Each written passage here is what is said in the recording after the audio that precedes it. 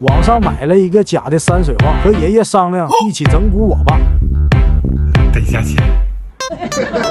怎么了？老三，你说爸糊涂了吗？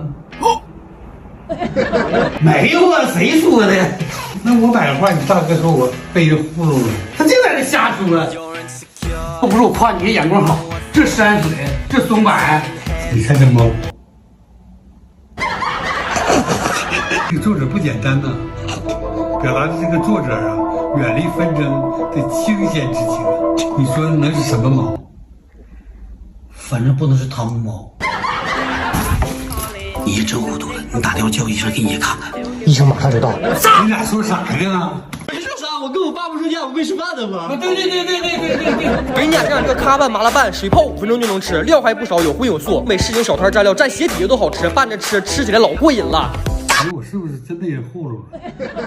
你说这猫喝的啥呢？爸，你别上火，这一看就是傻，你没糊涂，在我心里你永远是最年轻的。那这是啥呀？茶。